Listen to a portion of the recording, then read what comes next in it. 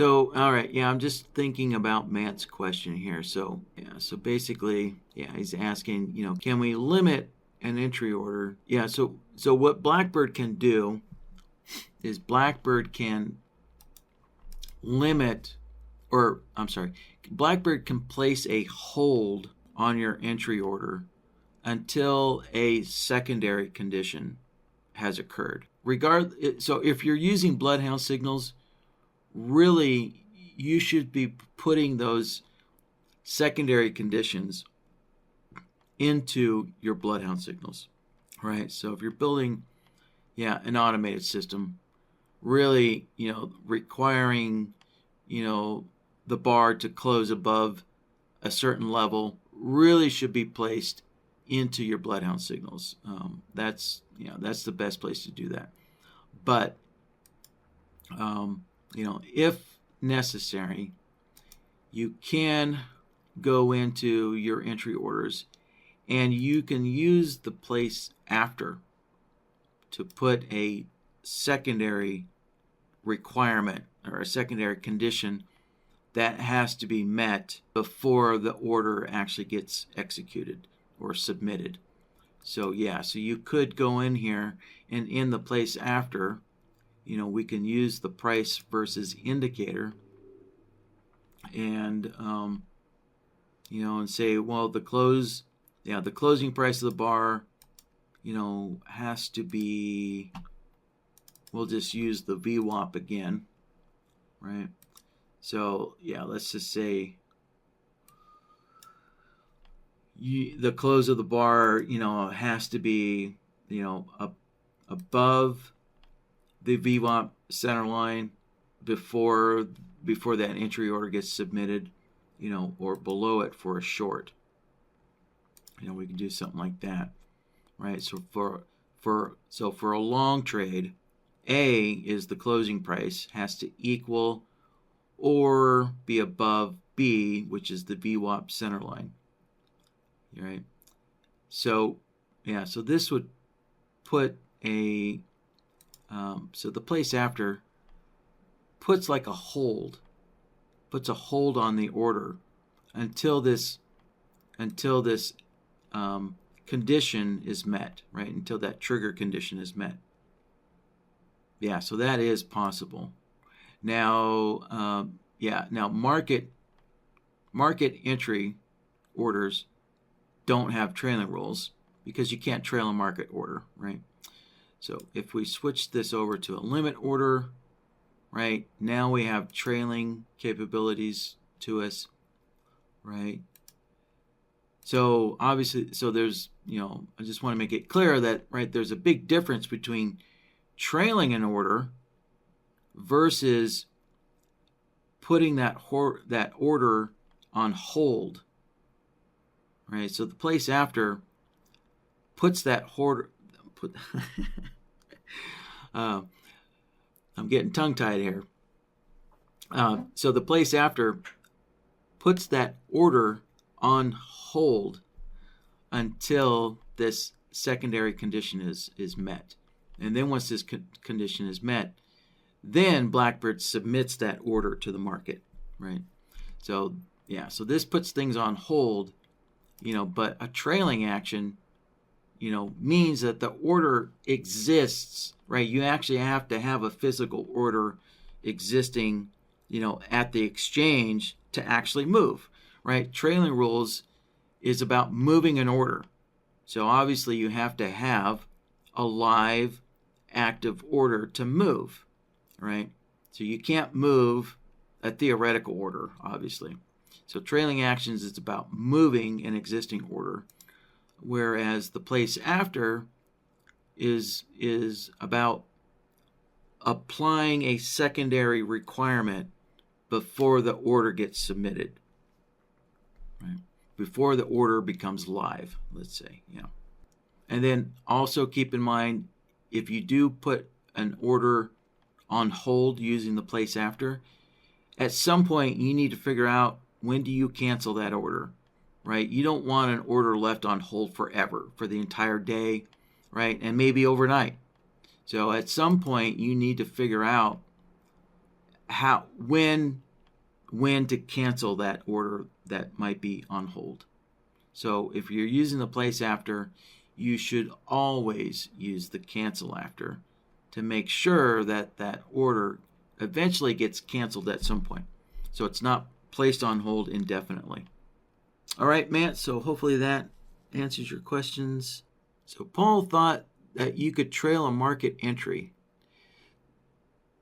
So Paul, yeah, I would suggest that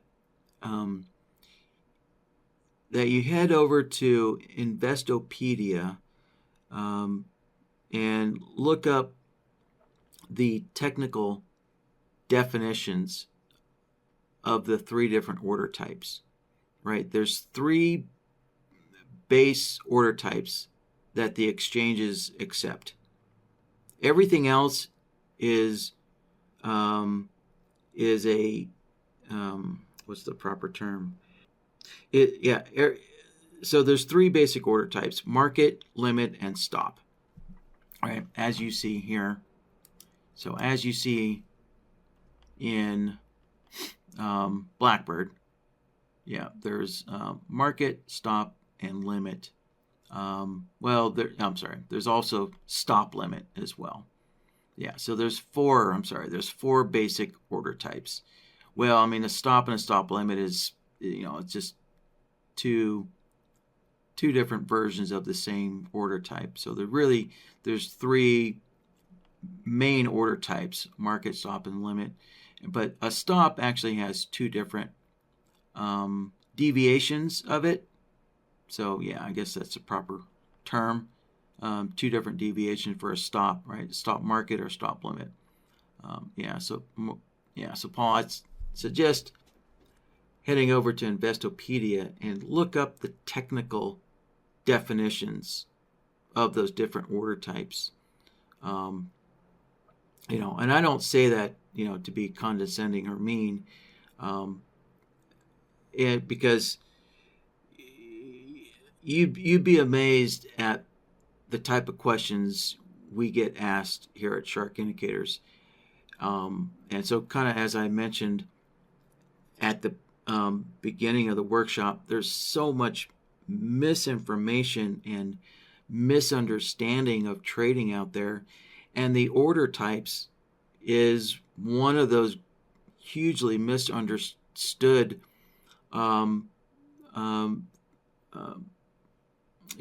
things about trading. It just amazes me how people who want to get into trading haven't bothered to learn the exact technical definitions of order types. To me, that should be like the first thing you ever learn when you get into trading is, what is a market order? What's the technical definition? What can it do? What can't it do? Limitations, same thing with a stop and a limit order. So I suggest heading over to Investopedia and looking up what the technical definition of a market order is, and that will answer your question about can you trail a market order. Yeah, so the simple answer is no, you can't. You can't trail an order that's already been filled, right? So that's the bottom line is, if the order's been filled, how are you going to trail it? And so the secondary question is how can you place a market order and not have it filled instantly? So those are the feedback questions to you, Paul, to go find answers. So, and that'll just help you become a better technical trader once you kind of understand those technical aspects of the different order types that are out there. So we at Shark Indicators try and stay away from explaining those because it's a fine line, between the CFTC, as to what you can teach people. So we generally stay away from technical questions like that and ask customers to go talk to their broker. Hopefully, you guys have a live account with some broker, and they will have licensed brokers on staff that can answer questions like that for you. Or of course, you can just head over to the CME and search the CME's website. So obviously they have, the CME is, the exchange that created those order types, and so they have technical definitions on their website as to what those order types are. Yeah. And so when you see other order types, they are actually synthetic order types created on the broker's servers. So such as the market if touched, right? NinjaTrader has a great new order type called market if touched, but that is not an actual supported order at the exchange. That is created by the brokers. So, again, going and doing your research and understanding what's technically happening behind those orders, will help you understand, when you get into the details of, when you get into live trading and, you're wondering why didn't my market if touched get filled and this and that. That's where you have to go in and do some Google searching and find out what's actually behind a market if touched order and other various synthetic order types created by brokers. So Brady, yeah, I had a feeling this follow-up question was going to come. so Brady's asking, can you use the place after function as a kind of trail? I guess so. Yeah, I guess so, but only with the market entry order, right? So if you're using a limit order, well, the price of your limit order is already predetermined by the initial placement, right? So this initial placement, is determining, well, actually, no, I guess it would, actually, I don't know, I don't recall if Jeremy adjusted the back end of BlackBird. So let's look at market orders first. This is very simple to understand, right? So that obviously you can't set the price of a market order, right? It gets filled at market. So if you have a place after, right, and that place after, right, its purpose is to delay your entry order until a second condition becomes true. So for this example, right, when the closing price crosses the VWAP line, right? So over here, let's clear all this out here. Right, so over here, obviously if you placed a short trade here, well, then the place after is putting that short market entry on hold until